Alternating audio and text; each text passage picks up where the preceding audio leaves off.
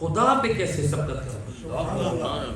تو اسی وقت جبرائیل امین نازل ہوئے، کہا یا رسول اللہ، اللہ کے دو عالم درود و سلام کے بعد فرماتا ہے میں نے اپنے خزانہ عرش لوح محفوظ میں اس بچی کا نام زینب رکھا ہے۔ آواز بلند تر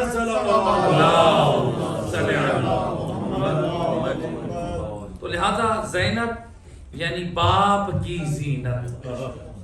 کون زینت؟ باپ کی زینت۔ قربان جاؤں اس باپ کی زینت جس کے باپ کے ذکر کے بارے میں سید الانبیاء نے زبان وحی سے فرمایا زینوا مجالسکم بذکر علی ابن ابی طالب، تمہاری مجلسوں کو اس وقت تک زینت نہ ملے گی جب تک میرے بھائی علی کا ذکر نہیں کرو گے۔ علی کے ذکر سے اپنی محفلوں کو زینت دو۔ تو جس کے باپ کا ذکر زینت ہو اس باپ کے لیے زینت زینب کبریٰ۔ تو لہذا یہ آل محمد یہ وہ شام پہلی شعبان کو، اور پھر اسی طرح سے 3 شعبان کو امام حسین علیہ السلام کی آمد ہے۔ 3 شعبان کو روایت میں ملتا ہے کہ 70,000 فرشتے حضرت جبرائیل امین کے ساتھ در بطول و علی پہ مبارکبادی دینے آ رہے ہیں، جو آج سے پہلے نہ کسی دروازے پہ گئے ہیں۔ اور یہ میں صرف شیعہ تاریخ سے نہیں، اہل سنت علماء نے بھی لکھا، شیعہ علماء سب نے لکھا، جبرائیل امین 70,000 فرشتوں کو لے کر آئے مولا علی کے دروازے پر۔ رسول اللہ مولا علی کے گھر تھے اور مبارکبادی دی، اور فرمایا جبرائیل امین نے عرض کی یا رسول اللہ، اللہ درود و سلام کے بعد فرماتا ہے اس بچے کا نام میں نے حسین رکھا ہے۔ تو اس کا نام حسین رکھا ہے، کیوں؟ اس لیے کہ حضرت ہارون کے 2 بیٹے تھے، ایک کا نام شبر تھا اور ایک کا نام شبیر تھا، اور شبیر عبرانی زبان میں ہے، عربی میں اگر ترجمہ کریں تو اس کا معنی حسین بنتا ہے۔ یعنی یہ جو آپ سنتے نا کسی کا نام غلام شبیر ہے تو مطلب ہے غلام حسین۔ صلوات پڑھ دے محمد۔ لہذا اب جبرائیل امین جو ہے وہ مبارکبادی دینے کے لیے آئے، تو یہ وہ حسین ہے۔ اور روایت میں ملتا ہے تاریخ میں جب جبرائیل امین آئے تو ساتھ ایک فرشتہ فطرس بھی لے کر آئے۔ اللہ اکبر، یہ فرشتہ جو مریض ہے، کہ جو اللہ کے حکم کو پہنچانے میں اس نے سستی کی، نافرمانی نہیں کی، کیونکہ قرآن کی آیت گواہ ہے کہ ملائکہ نافرمانی نہیں کرتے، تاخیر کی، وہ دیر کی، جس کی وجہ سے اللہ نے اسے ایک جگہ پر محصور کر دیا، ایک جزیرے میں، اس کے بال اور پر جل گئے اور وہاں پہ وہ اللہ کی عبادت کرتا رہا۔ اور جب جبرائیل امین جا رہے تھے ملائکہ کو لے دیکھ کر، تو ایک مرتبہ فطرس کے دل میں یہ آرزو پیدا ہوئی کہ جبرائیل اتنے ملائکہ کو لے کے جا رہے ہیں، کہ کہاں جا رہے ہیں، کتنی عظمت والی ہستی ہے۔ پوچھا ہے جبرائیل کہاں جا رہے ہو؟ کہا اللہ نے اپنے حبیب کو ایک فرزند دیا ہے جس کا نام حسین۔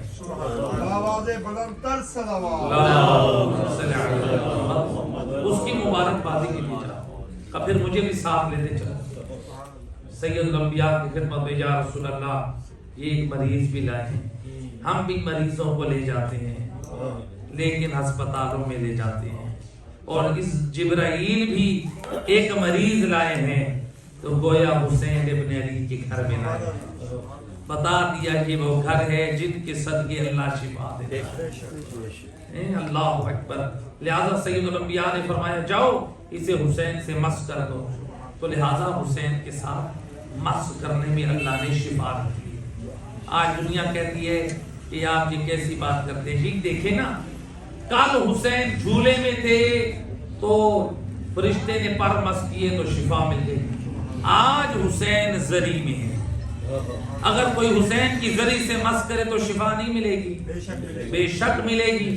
اگر کوئی کہے کہ یہ کیسے ہو سکتا ہے، میں کہتا ہوں اگر تجھے حسین کی زری کے صدقے شفا نہیں ملتی، کیا تجھے पेनाडोल की गोली से शिफा मिलती है, तुझे परफीन की गोली से शिफा मिलती है, तुझे इन गोलियों से, इन टैबलेटों से शिफा मिलती है, वो तो लोगों की बनाई हुई है। आप कहेंगे कि उनमें भी तो शिफा अल्लाह ने रखी है? वो एक जो हम गोली खाते हैं शिफा अल्लाह देता है, लेकिन गोली खानी पड़ती है, दवाई लेनी पड़ती है। हम भी यही कहते हैं, करबला जाओ, अल्लाह हुसैन के सदके सारी मुरादें पूरी कर।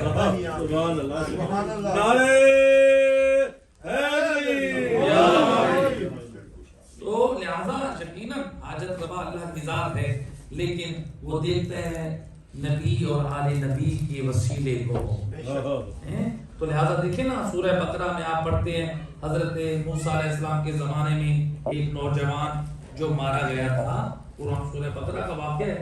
उस वाक़या का नाम बकरा इसलिए रखा गया कि गाय ज़िबा की जाए। भाई गाय ज़िबा क्यों की जाए? कहा कि ए मूसा गाय ज़िबा करके, कुरान का वाक़या सूरह बकरा का, गाय ज़िबा करो, फिर उसके गोश्त का एक टुकड़ा उस मैयत को लगाओ। ऐसे है कि नहीं? है ना? अच्छा, अल्लाह अला कुल्ली शैइन कदीर है, बिल्कुल जिंदा कर सकता था, उसने जिंदा नहीं किया। जिंदा कर सकता था, गाय क्यों ज़िबा कराई? यहाँ पर भी हिकमत इलाही है। एक इसमें भी बहुत सारे जो है वो हिकमतें पोशीदा हैं। एक तो ये है कि अल्लाह हजरत मूसा की तायीद करना चाहता है, क्योंकि मूसा की हुक्म पर पैरवी करेंगे तो फिर वो लगाएंगे। और दूसरा अल्लाह बता रहा है बेशक मैं डायरेक्ट सारे काम कर सकता हूँ, लेकिन वसीला भी जरूरी है। तो इसीलिए अल्लाह ने कुरान में फरमाया या अय्युहल्लज़ीना आमनू तक़ुल्लाह वब्तगू इलैहिल वसीला, ऐ ईमान वालों अल्लाह तक पहुंचने के लिए वसीला तलाश करो। तो माशाअल्लाह इसलिए मलिक साहब जा रहे हैं माशाअल्लाह उम्रा की सादत पे, तो लिहाजा ये वैसे तो अब मक्के में नहीं पहुंच सकते, इनको भी मक्का में पहुंचने के लिए हवाई जहाज को वसीला बनाना है। तो लिहाजा अल्लाह के घर तक पहुंचना है, इन्होंने भी वसीला लेके जाना है। तो जब हम यहाँ पर अल्लाह के घर तक पहुंचने के लिए बगैर वसाइल के नहीं पहुंच सकते, तो अल्लाह का जो कुर्ब है उसको पाने के लिए उसके अंबिया और औलिया के वसीले के कैसे पहुंच सकते हैं? सलावत पढ़ दे माशाअल्लाह। उम्र की सआदत हासिल करने जा रहे हैं, तो रिवायत में कि जो भी अल्लाह के घर की ज़ियारत करके वापस आता है तो खुदावंद मुताल हुक्म जारी करता है कि मेरे इस बंदे को गुनाहों से ऐसे पाक कर दो जैसे कि अभी मां के शक्म से अल्लाह अकबर। और रिवायत में है, हदीस में है, जो शख्स अल्लाह के घर के जाहिर की जियारत के लिए जाता है उसको अल्लाह की तरफ से ये अजर और सवाब मिलता है कि जैसे हजरे अस्वद को बौसा किया। आज दुनिया तमन्ना करती है हम हजरे अस्वद का वहां पे जाके बौसा दें। कहा कि जाओ हाजी की अल्लाह के घर की जियारत करने वाले की तुम जियारत करो। तो जब अल्लाह के घर जाने वाले की इतनी अजमत है खुदा की निगाह में, और जो खुद अल्लाह के घर की जियारत के लिए जाए उसकी शान और अजमत कितनी बुलंद हो, तो ये बुलावा भी खुदा की तरफ से आता है। अल्लाह तौफीक दिए अपने घर बुला रहा है, या सैयदुल अंबिया की जियारत के लिए इंसान जाता है। सलाम पढ़ दे मोहम्मद सल्लल्लाहु अलैहि वसल्लम। तो माशाअल्लाह इस माह में 3 शबान को इमाम हुसैन की विलादत बासादा, 4 शबान को हजरत अब्बास अलमदार हैं। हजरत अब्बास अलमदार को क्यों कहते हैं? चूंकि करबला में हुसैन के लंबरदार थे। जिस तरह आज हम अपने घरों पे वो पाकिस्तानी झंडा लहराते हैं तो इससे हुब्बुल वतनी का नाम देते हैं, तो इसी तरह से जो शिया हज़रात अपने घरों पे हजरत अब्बास का अलम लगाते हैं ना, तो वो क्यों लगाते हैं? वो निस्बत देते हैं कि जो कि अलम मिला था पहले हजरत आदम को, अंबिया से चलते हुए फिर नबी ने जंग हुक्म में दिया था मौला अली को। इसलिए हजरत उमर के फर्जंद कहते थे, हजरत अब्दुल्ला इब्न उमर, काश मुझे उन 3 फजीलतों में से एक फजीलत हासिल हो जाती जो अल्लाह ने अली को दी है। जंग ओहद में सारे सहाबी देखते रह गए, नबी ने अलम दिया तो सिर्फ अली। تو نبی کے علم کے یہ علم کے وارث مولا علی بنے، مولا علی کے علم کے وارث امام حسن بنے، مولا علی کے علم کے وارث مولا حسین بنے، مولا حسین کے علم کے وارث غازی عباس علمدار بنے۔ آج ہم اپنے گھروں میں جو لگاتے ہیں یہ وہی ایک یاد ہوتی ہے وفا کے علم بردار حضرت عباس علمدار۔ صلوات پڑھتے ہیں۔ لہذا یہ جو ہے نبی کی اولیاء نبی کی طرف سے ملا ہوا ہے، یہ تحفہ ہے۔ صلوات پڑھتے ہیں۔ عباس علمدار ماشاءاللہ ان کی یہ شان و شوکت دیکھیں، کون حضرت عباس علمدار ہیں جو ملتا ہے کہ جب مدینے میں حضرت عباس علمدار چلتے تھے نا، اور حضرت علی اکبر، کون؟ حضرت علی اکبر، یہ جو 11 شعبان ابھی آئے گی نا ہفتے والے دن، اس دن جشن ہے حضرت علی اکبر کا، امام حسین کے فرزند۔ 11 شعبان کو ان کی ولادت ہے۔ یہ جو 7 شعبان گزری ہے پرسوں، اس دن حضرت قاسم کی ولادت تھی۔ اب یہ دیکھیں یہ کتنے آل محمد کے گھرانے کے یہ پھول ہیں، یہ کلیاں کھلی ہیں اس شعبان میں، اور 15 شعبان میں امام مہدی علیہ السلام کی ولادت باسعادت ہوئی۔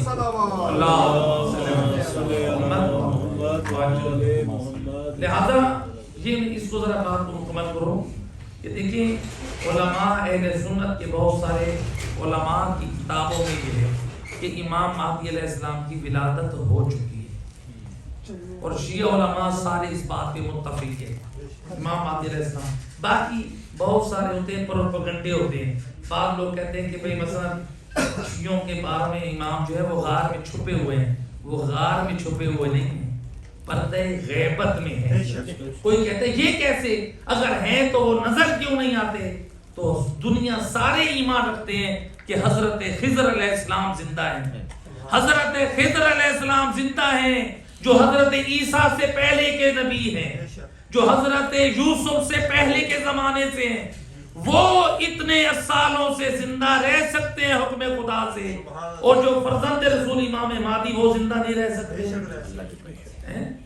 جو اولاد رسول ہے۔ بعض لوگ اعتراض کرتے ہیں، میں کہتا ہوں ان کو بھی نہیں مانتے، شیطان لمبی زندگی پا سکتا ہے، نبی کا نواسا امام مہدی لمبی زندگی نہیں پا سکتا۔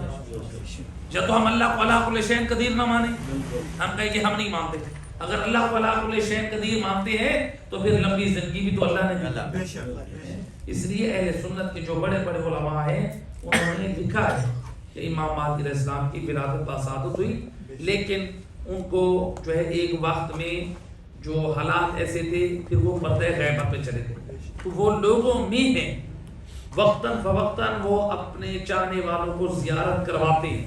ہمارے ہاں کتابیں موجود ہیں، امام مہدی علیہ السلام کی ملاقات کی کتابیں تالیف ہو چکی ہیں، ایران عراق میں مختلف جگہوں پہ جہاں پر امام مہدی علیہ السلام کی زیارت ہوئی وہ زیارت گاہیں موجود ہے۔ تو لہٰذا یہاں پہ بھی ہمارے پاکستان انڈیا میں کتنے لوگوں کو امام مہدی علیہ السلام کی زیارت حاصل ہوئی ہے، کوئی سچے دل سے بنا بیٹھ کے پکارے، آواز دے کہ اے اگر آپ پردہ غیبت میں جو مولانا صاحب بتا کے گئے ہیں یہ بات حق ہے تو مجھے اس شرط زیارت کیجیے تاکہ میں حق کی راہ پہ چلوں، یقیناً غیب سے آپ کی مدد ہو۔ لہٰذا یہ 15 شعبان کو امام مہدی علیہ السلام کی ولادت ہے جو ہم جو ہے یہ جشن ہوتی ہے۔ تو بہرحال یہ مناسبتوں کا مہینہ ہے۔ تو حضرت عباس علمدار کا ذکر ہو رہا تھا کہ حضرت عباس علمدار کی ولادت 4 شعبان کو ہوئی اور حضرت علی اکبر کی 11 شعبان کو ہوئی۔ تو تاریخ میں ملتا ہے کہ جب مدینے میں یہ دونوں شہزادے مسجد نبوی سے باہر نکلتے تھے نا، ہاتھوں میں ہاتھ لے کر مسجد نبوی سے یہ گھر کی طرف جاتے، بازار میں جو لوگ ریڑھیوں پہ ترازو لے کے کھڑے ہوتے تھے وہ اپنا سودا سلف رکھتے تھے، جو دکانوں کے اندر ہوتے تھے وہ باہر آ جاتے تھے، جو بازاروں میں چل رہے ہوتے تھے وہ رک جاتے تھے، جو خواتین اپنی چھتوں پہ ہوتے تھے پتہ چلتا وہ ایک مرتبہ ساری نظریں اس بازار میں اپنی جھک کر دیکھتی تھی اور ہر زبان پہ یہ جملہ ہوتا تھا، ہاذان کمران بنی ہاشم، یہ بنی ہاشم کے 2 چاند جا رہے ہیں۔ جس نے علی ابن ابی طالب کی زیارت کرنی ہے وہ ان کے فرزند عباس علمدار کے چہرے کو دیکھ لے، اور جس نے محمد مصطفیٰ کے چہرے کی زیارت کرنی ہے وہ شبیہ پیغمبر علی اکبر کے چہرے کی زیارت کرنی ہے۔ آواز بلند تر صلوات اللہ صلی علی محمد، کیونکہ حضرت علی اکبر علیہ السلام جو تھے وہ شبیہ پیغمبر تھے، خود کر ہم شکل پیغمبر۔ علماء اہل سنت شیعہ سب نے لکھا کہ جب امام حسین روز عاشور حضرت علی اکبر کو بھیج رہے تھے نا میدان میں، تو اس وقت یہ آپ نے فرمایا تھا اللہم اشہد علی ہؤلاء القوم، اے میرا اللہ گواہ رہنا اس قوم پر، لقد برز الیہم، میں اس جوان کو بھیج رہا ہوں، اشبہ الناس خلقا و خلقا و منطقا، میرا اللہ میں اس جوان کو بھیج رہا ہوں اس قوم کی طرف جو شکل و صورت میں تیرے نبی کی شبیہ ہے، جو اخلاق میں تیرے نبی کا وارث ہے، جو لب و لہجہ تیرے نبی کا رکھتا ہے۔ وَقُلْنَا إِذَا اشْتَقْنَا إِلَىٰ زِيَارَةِ نَبِيِّكَ فَنَظَرْنَا إِلَيْهِ، جب ہم تیرے نبی کی زیارت کے مشتاق ہوتے ہیں تو ہم علی اکبر کے چہرے کی زیارت کرتے ہیں۔ یہ ہے حضرت علی اکبر۔ تو لہٰذا یہ گھرانہ وہ پاکوں کا گھرانہ ہے۔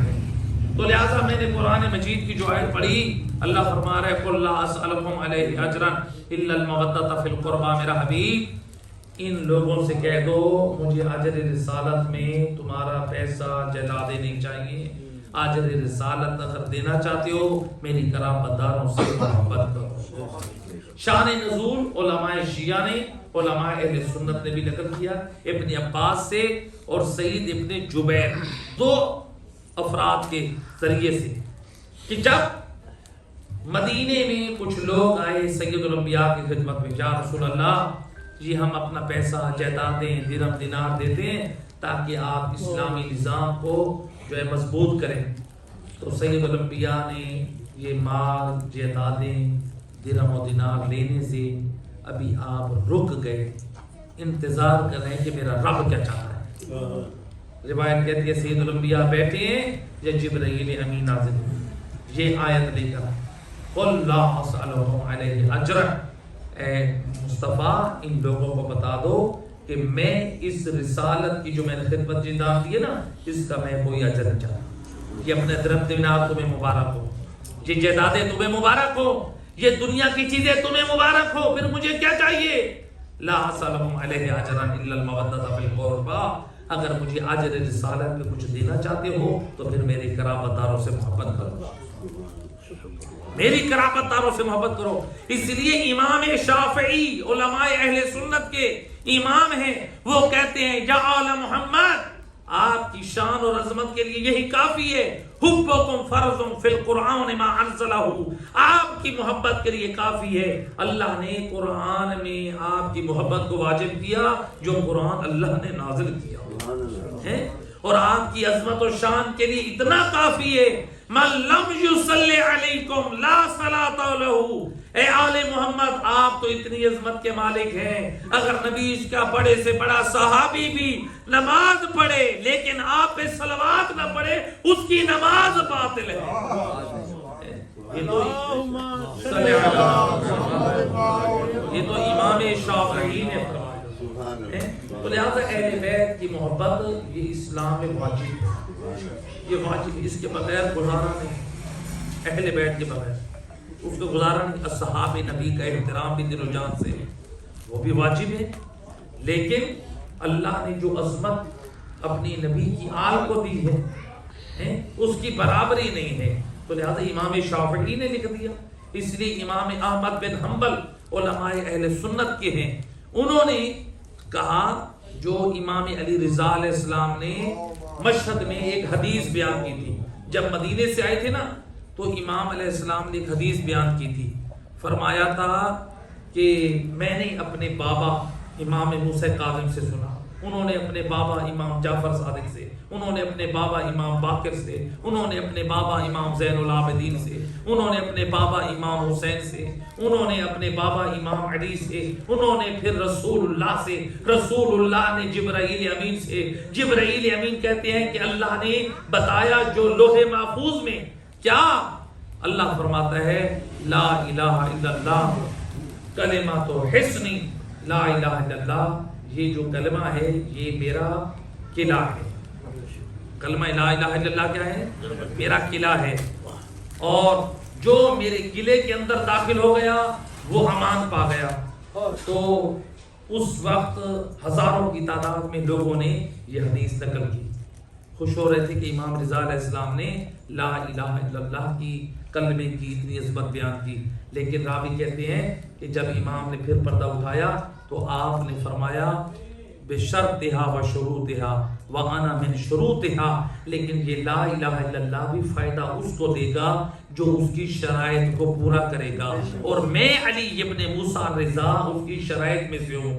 یعنی جس کے دل میں نبی کی آل کی محبت ہوگی اس کو کلمہ لا الہ الا اللہ بھی فائدہ دے گا. اب یہ روایت امام احمد بن حنبل نے نقل کی، شیعہ علماء نے تو نقل کی. امام احمد بن حنبل نقل کرنے کے بعد کیا کہتے ہیں؟ کہتے ہیں کہ امام رضا سے لے کر رسول اللہ تک اگر کسی پاگل کے اوپر دم کیا جائے تو ان پاک ناموں کی برکت یہ ہے کہ پاگل کو بھی شفا مل جائے گی. آواز بلند تر صلوات.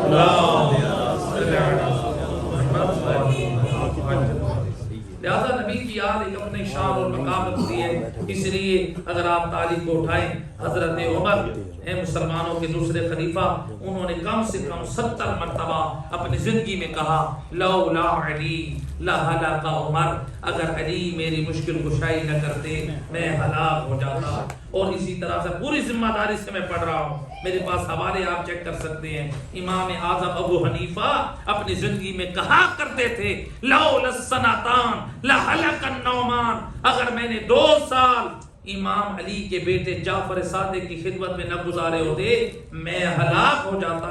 گویا ایک نبی کا صحابی ہے، ایک امام اعظم ہے، دونوں بتا رہے ہیں اگر علی اور اولاد علی نہ ہوتے ہم ہلاک ہو جاتے. تو گویا انہوں نے بھی اگر نجات تلاش کی ہے یا دروازے علی پہ کی ہے یا پھر اولاد علی پہ کی ہے. تو لہذا نعرہ تکبیر، اللہ اکبر، نعرہ رسالت، نعرہ حیدری. صلوات پڑھتے ہیں. ماشاءاللہ بہت بڑی سعادت حاصل کرنے جا رہے ہیں ملک صاحب. اللہ تعالیٰ ان کی توفیقات میں اضافہ فرمائے. اور ماشاءاللہ روایت ہے کہ دیکھیں ہم تو وہ ہیں کہ جو اللہ کے گھر جاتے ہیں پھر مدینے بھی آتے ہیں، اور آنا بھی چاہیے. بعض لوگ ہیں جو اللہ کے گھر جاتے ہیں پھر مدینہ نہیں آتے اور وہ کہتے ہیں یہ بدعت ہے، جبکہ سید الانبیاء فرماتے ہیں جو حج کرے اور میری زیارت کو نہ آئے وہ مجھ سے جفا کرتا ہے، وہ میرے ساتھ وفا نہیں کرتا. اور ہم یہی کہتے ہیں کتنا بد نصیب اور بدبخت ہے وہ انسان جس نبی کے صدقے اسے حج کی سعادت کی توفیق ملی، جس کی تعلیم کے صدقے حج کی اہمیت معلوم ہوئی. بندہ یہ کہے میں حج کروں گا میں نبی کی زیارت نہیں کروں گا. تو لہٰذا حج ہو یا عمرہ ہو تو لہٰذا اس میں انسان شکر الحمدللہ یہ عام مسلمان جاتے ہیں، لیکن بعض جو ہے لوگوں میں یہ ایک نظریہ یہ فکر پائی جاتی ہے، لیکن یہ تعلیم مصطفیٰ نہیں ہے. تو بعض لوگ کہتے ہیں کہ یہ قبروں کی زیارت ہو جاتی ہے. تو رسول اللہ ہے، اللہ نے بھی ماشاءاللہ عمرے پہ سارے جاتے ہیں، حج پہ بھی سارے جاتے ہیں، جاتے کہ نہیں جاتے؟ یہ جو حج اور عمرہ ہم کرتے ہیں ان لوگوں سے بندہ سوال ہے، آپ جہاں طواف کرتے ہیں تو ایک ہے مقامی اسماعیل ہے کہ نہیں؟ کون سی جگہ ہے وہ؟ ٹیلی ویژن پہ تو دیکھے نا وہ دیوار ہے جس کے اندر میزاب رحمت ہے، سونے کا پرنالہ، جہاں پر حدیث میں ہے جو اس جگہ کے اندر 2 رکعت نماز پڑھے حاجت کی نافلہ اور اللہ سے جو بھی جائز حاجت طلب کرے اس جگہ کی پڑھی ہوئی نماز اور دعا اللہ مستجاب کرتا ہے. وہ اتنا بعظمت مقام ہے. لیکن وہ جو جگہ ہے نا جہاں پر میزاب رحمت ہے، حجر اسماعیل کہتے ہیں، اس جگہ پہ بی بی ہاجرہ دفن ہے. اس جگہ پہ 70 انبیاء، بعد میں 70,000 انبیاء، یعنی اگر 70,000 نہ ہو تو کم سے کم 70 انبیاء تو ہے نا. اس جگہ پہ کتنے انبیاء ہیں؟ 70 انبیاء دفن ہیں. اور میں پوری ذمہ داری سے یہ بات کر رہا ہوں، علماء شیعہ ہوں، علماء اہل سنت ہوں، اہل سنت کے تمام جتنے بھی مذاہب ہیں، چاہے دیوبندی ہوں، اہل حدیث ہوں، بریلوی ہوں، سب کے نزدیک طواف کرتے وقت آپ حجر اسماعیل سے نہیں گزر سکتے، اس کے باہر سے گزر سکتے ہیں. تو گویا اللہ کی منشا کو دیکھیے، اللہ بھی کہتا ہے میرے گھر کا طواف کرنا ہے تو انبیاء کی قبروں کی زیارت کر کے طواف کر کے جانا ہے، ان کی قبروں پہ چڑھ کے توہین کر کے نہیں جانا. اللہ اپنے گھر کا طواف بھی کرا رہے تو ساتھ انبیاء کی قبروں کو بھی شامل ہے، تعظیم بتا رہا ہے. لہذا یہ انبیاء، ان کے اوپر کروڑوں سلام ہوں. اگر یہ انبیاء کی قربانیاں نہ ہوتی، انبیاء نہ آتے تو آج ہم بھی مسلمان ہوتے. سید الانبیاء نے بھی تو انبیاء کا تعارف تو ہمارے نبی نے کرایا، پھر نبی کی آل نے اپنی قربانیوں سے اسے بچایا. تو لہذا یہ اولیاء ہیں، ان کی قبور کی زیارت کرنی چاہیے اور یہ اسلام مستحب ہے. انبیاء کی قبروں پہ جائیں، اولیاء کی قبروں پہ جائیں، ان کے وہاں پر جا کر آپ واسطہ اللہ سبحانہ و تعالیٰ سے دعا کریں اور واسطہ ان اولیاء کا. ایک صلوات پڑھ دیں محمد. لہذا پروردگار سے دعا ہے کریم مہربان